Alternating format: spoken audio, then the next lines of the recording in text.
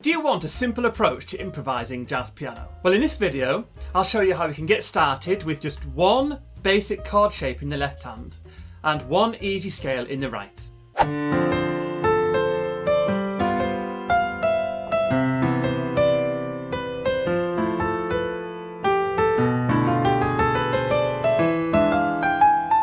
So if we start with the C major chord in the left hand, middle C is here, an octave below, and if we add a skip on top or a third, you get this shape. Now, if you notice, we're playing a key, and then we're skipping a white key, we're playing a key, then we're skipping a white key, playing, and we're skipping, and then we're playing again. So, if you remember that chord shape there, if you lock your hand into position and play that same shape on any of the white keys in your left hand, it will sound nice. Like this.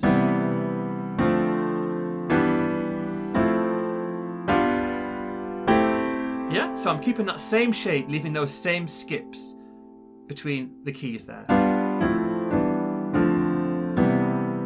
Okay? This is because you are playing what are known as diatonic chords. Diatonic meaning within the key of. So here you're playing notes within the key of C major, which is why it sounds nice. And C major is just any of the white keys. With that in mind, if you play any of the white keys in your right hand, along with that left hand chord shape on any of the white keys, straight away you'll be able to start improvising some nice jazzy sounds.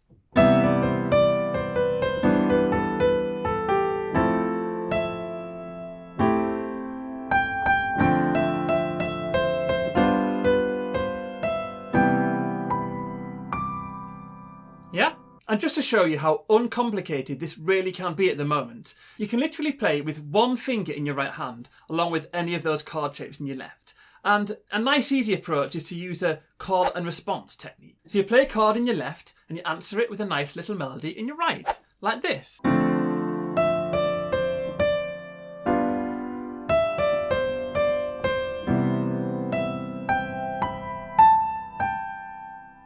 And then along with those white keys in your right hand, you can add one black key, this being the A flat or the G sharp. And this creates what is called the C major Bebop Scale.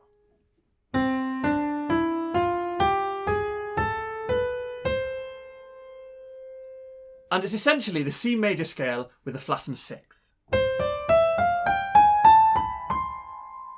Now you can play any of those left-hand chord shapes along with the C major Bebop Scale in your right.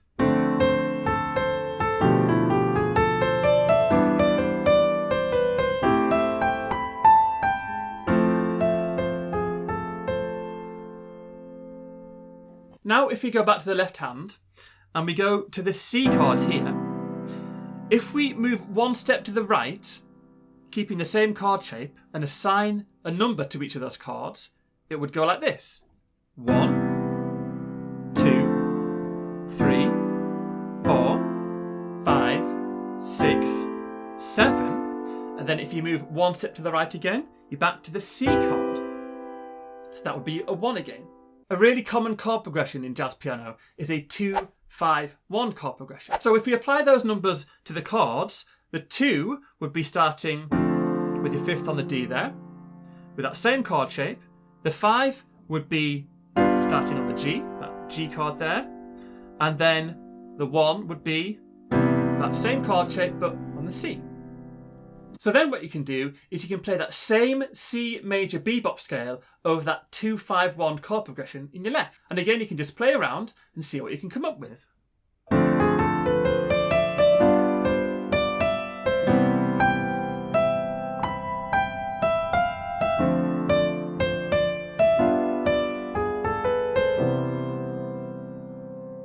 Now you may have heard the term chord voicing before. And if you don't know what it means, it's basically the musical term for how you display the notes of a chord across the keyboard. So basically, you can move notes of a chord around on the piano, making them higher or lower, and you can also add or take away notes as well. And we've been playing block chords in the left so far, meaning they are all grouped together in one block. And whilst this is a great approach for people starting out with jazz, it's nice to break out of this pattern and use other chord voicings. But because I promised to keep things simple, all I want you to do is try taking out the 5th out of those chord shapes in the left. So the fifth would be the 1, 2, 3, 4, 5, yeah? So that's the chord shape. Take the fifth out.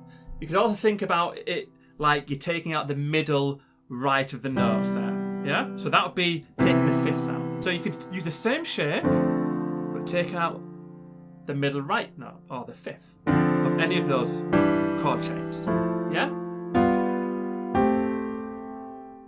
Then if you wanted to take it one step further, you can break those chords up in your left hand, starting with the root, which is the far left note, and then the other two in your right, like this.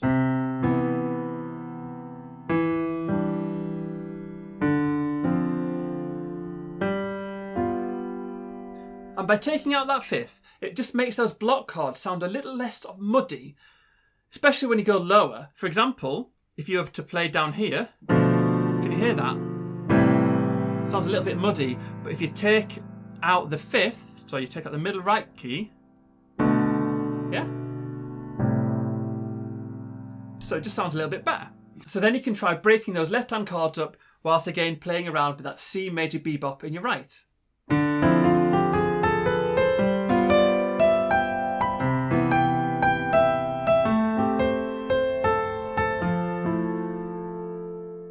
And finally, remember that A flat we've been using in the right hand? Well, you can use that A flat to create some really interesting variety in the left hand chords, and especially to add some tension. So what you can do is you can keep the same idea of chord shape in the left hand, with or without that fifth interval. I'll show you it with.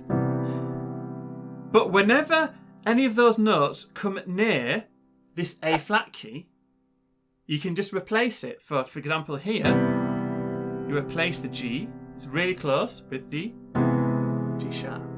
Or the D minor here, D minor 7, but we don't really need to worry about the names of them, just remember these shapes.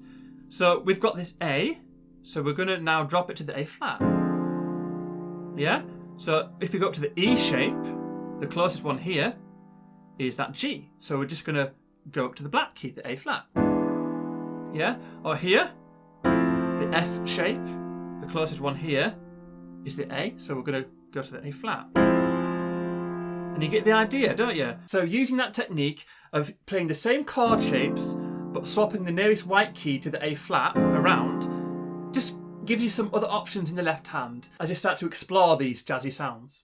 And then putting it all together, you've got those chord shapes in the left hand on the white keys, with the C major bebop scale in your right hand. And then you can also take out the fifth as well for those different chord voicings. And you can also break the chords up. You can also add in the black key of A flat into the left hand chords as well, every now and again. And then once you get familiar with all those ideas, you can jump back and forth between them and create some really nice jazz sounds. For example,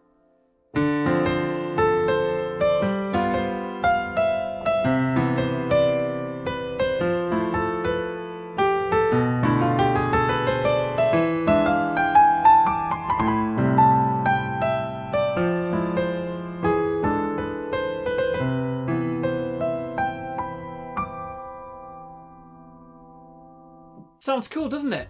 And you can spend a long time learning all about these individual chords and going deep into theory, but using these simple approaches, you can very quickly start improvising some nice sounding jazz. If you like this lesson, I do have a course on jazz piano for beginners, where you learn all about jazz whilst learning some jazz classics as you progress. I'll leave a link in the description with a discount code for you. Anyway, I really hope you liked this video. Please do leave a comment if it's helped you to start improvising, or just want to say hi, and please like and subscribe if you want to see more videos like this. You may be interested in my other videos like this one. Anyway, I've been Arthur from Bird Piano Academy, and thanks for watching.